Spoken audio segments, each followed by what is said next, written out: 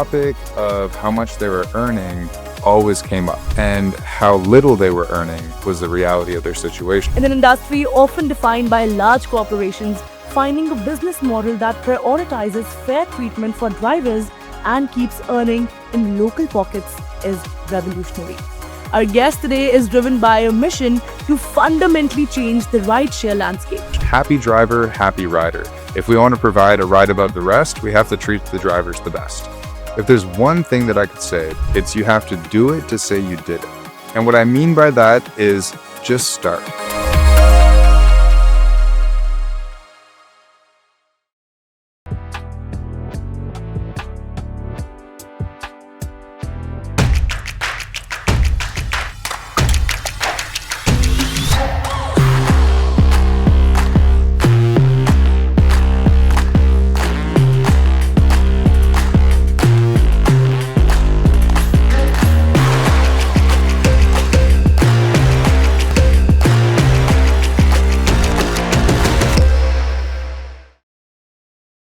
Hello everyone, this is Kripa Anand and welcome to the CanadianSME Small Business Podcast, where we explore the strategic insights and innovative ventures that empower Canadian entrepreneurs to build disruptive businesses.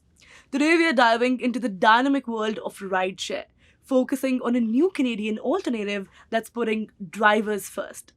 In an industry often defined by large corporations, finding a business model that prioritizes fair treatment for drivers and keeps earning in local pockets is revolutionary.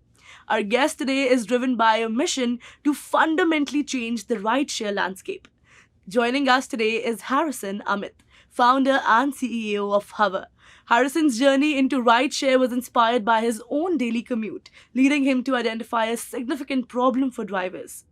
HOVR, which he founded, is positioned as people's rideshare, the Canadian alternative to other platforms, with a bold mission to treat drivers well and implement a business model that puts 100% of the fare back into the driver's pocket. So before further ado, let's welcome this revolutionary person.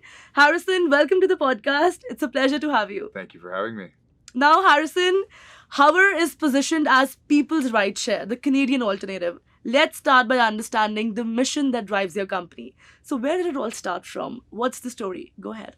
Yeah, for sure. So I'm really excited to be here. Thank you for having me. And, HOVR is one of those things where I promise you I had zero intention of starting a rideshare company when I moved to the city of Toronto. Mm-hmm. I came from a small town in Nova Scotia on the east coast of Canada. I moved to Toronto in summer of 2018. And I didn't have a car with me, so the easiest thing to do to get around was to download the other apps so I could call for a ride and get to where I needed to go. Mm-hmm.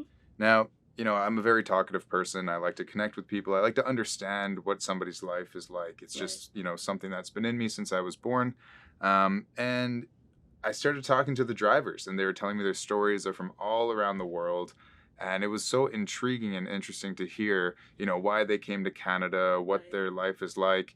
But the topic of how much they were earning always came up, right? And how little they were earning was the reality of their situation. That's one of the first three things they mentioned, right? Exactly. Yeah. And I think everybody who's taken a ride recently has probably had the same type of conversation. So it really started to bother me. And I was looking for alternative apps that may pay the drivers a fair wage, something that was a bit more aligned with what I was paying as a rider. Mm-hmm. And so I couldn't find anything because all the alternatives, they're the same model. They take a massive commission from the driver's fare, 100% of all the fees, and the driver's left bearing the cost of operation, the vehicle ownership, insurance, gas, you name it. It's all put on and the driver's labor. back. Yeah, that's exactly the hours, the 10, 12 hours a day in the car. So, it really dawned on me that there's a better way to do this. Mm-hmm. And, for me, whenever I look for some type of an entrepreneurial opportunity, it's about how many people can I help and what is the size of the problem. And if I can fall in love with the problem, then the solutions will come and also the people will come. Wow, that's powerful and a very clear origin story, Harrison. It's evident that HOVR is built on a direct response to a significant pain point for drivers, and at least there's someone in this world who is taking care of it and doing something about it. So from all the drivers in the world, thank you so much for this, movement of change. Now, Harrison, HOVR's core mission is rooted in creating a fairer model for drivers in the rideshare industry, right? So, from your perspective, can you talk a little more about what key challenges do rideshare drivers face, and how does HOVR's model address them to ensure better treatment and also better working conditions? For sure. So, let's talk about the treatment first, which Yeah. is directly correlated to the compensation. Right. So, our business model isn't about taking a commission from the driver's earnings. It's around the drivers actually paying a flat monthly membership fee and becoming a member of our organization. So, as a member, we can address a whole host of the other challenges that they face. But number one is that 100% fair is 100% fair. So, the drivers that are members, they keep 100% of the fares. Right. The rider pays the fare and the fees, but it's not like we necessarily keep the fees. A lot of it is just to keep the platform safe and operational. Right. So drivers end up earning more and riders end up paying less. Right. So with So it's a win-win situation for both the parties involved. Exactly. Yeah, 100%. And so some of the other challenges that drivers would face is the reality that they don't have access to benefits. They don't have access to, any type of rights. Right. And so we have a code of conduct, and we expect our members to adhere to this code of conduct. And we have a way of organizing our members so that they can benefit from certain types of like health insurance or discounted phone plans, access to gym memberships, things that would enrich their lives, Right. help them with their work, but also in their personal life as well. And so we took a holistic approach to taking care of the individual doing the work, the driver, put the whole focal point on them. And our thesis is happy driver, happy rider. If we want to provide a ride above the rest, we have to treat the drivers the best, right? Indeed. HOVR's commitment to solving fundamental driver challenges is a key differentiator in the rideshare market. And this model that you've created, Harrison, it's a very refreshing take on how people, look at them in the first place. Now, you have a bold and impactful goal, actually HOVR's goal, I'd say, and that is repatriating $1 billion for the Canadian economy. What does this phrase mean? And how exactly is HOVR going to, do this? Yeah, let me tell you a bit about where that came from. Yeah. So we just completed a trip coast to coast. Mhm. We drove from Toronto all the way to Victoria, British Columbia, and across the entire country to St. John's, Newfoundland, then back to Toronto. We went to every city in between, Right. and we wanted to really capture the whole entire country, connect all Canadians on one platform, and spread the word about Discover HOVR. We're here and we're here to help. And every day that we were on the trip, we launched a different t-shirt. So today I'm wearing my Coast to Coast t-shirt, which Yes. represents the whole journey end to end. And one of the t-shirts, which is what you brought up, was Repatriate 1 billion. And so what we mean by that is because Canada doesn't currently have a national rideshare platform, which HOVR hopes to fill that gap and is working towards it. Definitely. We as a country, as Canadians, lose about $4 billion a year. It goes all to our friends south of the border because they're the ones who have the rideshare platforms in our country. Right. Well, if we pay the drivers 100% of the fare, we are Canadian, we keep the data in Canada, we keep the dollars in Canada, and we keep the driver dream alive here in Canada. Right? So repatriating 1 billion is our message around a realistic goal of gaining 25% market share by connecting all Canadians and having everyone choose HOVR as their choice rideshare to help them get to where they need to go. Lovely. That's a truly remarkable and tangible economic aspiration, I'd say. And it truly highlights the direct local benefits of HOVR's model. This just helps us take our mission forward of staying local and keeping the money in the country. Hello, Canadian entrepreneurs. Are you looking for a disruptive business model that creates significant economic impact? Learn from Harrison Amit, CEO of HOVR, about their mission to put 100% of fares back to drivers and their goal to repatriate $1 billion into the Canadian economy. Now let's continue our conversation with Harrison. Alright, it's time for a quick break right here, but don't go anywhere. When we return, we'll dive into how HOVR is connecting Canadians with a truly local rideshare solution. Stay tuned. Hey, you think you know UPS? Yeah, That's us. Everybody knows that. You know what you didn't know? This. Okay, try to keep up. Ocean, us. Ground, rail, air, so us. Guess who? Us. Customs cleared, borders cleared, done. Us. You still with me? Wait for it. Boom. Us. Intelligent, automated, fulfillment. Us. Yep. Healthcare too. Digital your thing? Yeah. Well, book it, ship it, track it. You feeling me yet? Yep. That's all us. That's all UPS.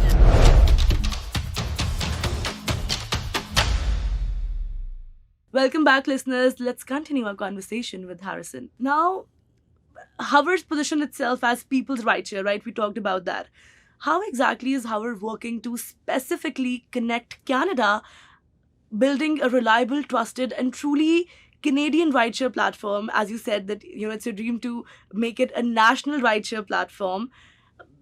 Talk a little about how it's going to give back to the Canadian community. Absolutely. So not only are we keeping the dollars in Canada, but we call ourselves a people's platform because we've intentionally done our fundraising through crowdfunds. So we have some very key core investors that helped us get this off the ground.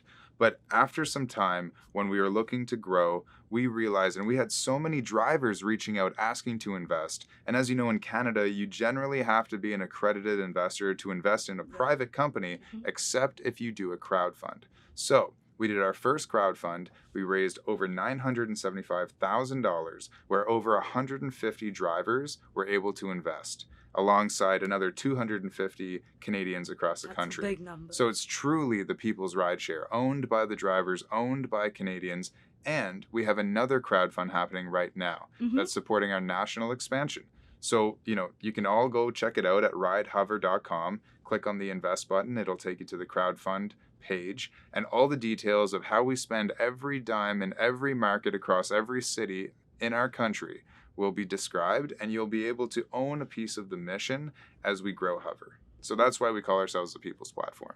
That's lovely. That's also a very clear national vision, Harrison. It speaks to building a uniquely Canadian solution for a global service.